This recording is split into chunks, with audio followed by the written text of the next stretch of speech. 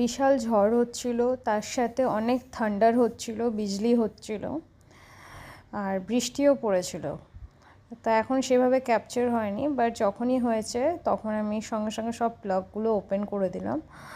যত রকমের electric plug হয় ওগুলো সব ওপেন করে দিলাম, টিভির ইনক্লুডিং টিভি, ব্যাটারি, তারপর অনেক রকম।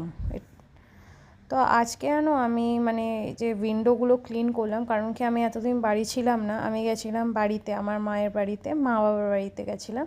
তো এসে ডাস্টিং, তো সেদিন তো শুধু বেডশিটটা চেঞ্জ করলাম, তো আজকে আমি ডাস্টিংটা পুরো করলাম খাটের চারিদিকে, এই যে খাটের যে কর্নারগুলো আছে ওগুলো ক্লিন করলাম, জানলা ক্লিন করলাম, আলমারি উপরে যে ডাস্ট হয়ে থাকে ওগুলো অ্যাকচুয়ালি ক্লিন করলাম, আর ট্রলি আর ব্যাগটা খালি করলাম। মেন উদ্দেশ্য হচ্ছে ট্রলি আর ব্যাগটা খালি করা, কারণ কি আমি এগুলোকে ক্লিন করবো, ট্রলিটার মধ্যেও তো ধুলো লেগেছে, প্লাস ট্রেনে ছিল, ট্রেনে তো কত রকমই না জার্মস গেছে, তো নোংরা জিনিস আমার একদম পছন্দ না। ওটাকে খালি করে আমি সঙ্গে সঙ্গে এটাকে ধুতে হবে ট্রলিটাকে, ওই আর কি, আর কিছুই না। এটা ওই করতো, ও ভালো গুছায়, আমার থেকে ভালো ও গুছায়, রাখতে পারতো, কিন্তু আমি ভাবলাম না, ও অফিসে কাজ আছে, তো আমি সব গুছিয়ে নিলাম, আমার কাজটা অনেকটা এগিয়ে গেল। এটা আমি কালকে ধুয়ে নেবো, কারণ কি আজকে মেঘলা ওয়েদার, আজকে কিছু ধোবো না। আর কিছু ধোয়ার জিনিস ছিল, আর এই ডাস্টারটা দিয়ে আমি ডাস্টিং করি, এটাই ধোয়া যায়।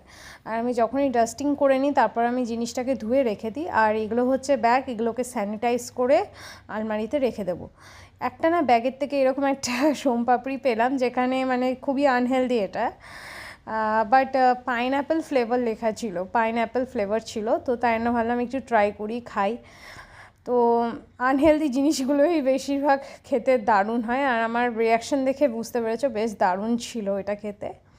আর এখানে আমি বসেছিলাম, খুব খুব বৃষ্টি হচ্ছিল আর বিজলিও হচ্ছিল, তো ওই আর কি। তো বেশি বড় করিনি ব্লগটা, আশা করছি তোমাদের ব্লগটা ভালো লেগেছে। সো সবাই ভালো থেকো, সুস্থ থেকো, বাই।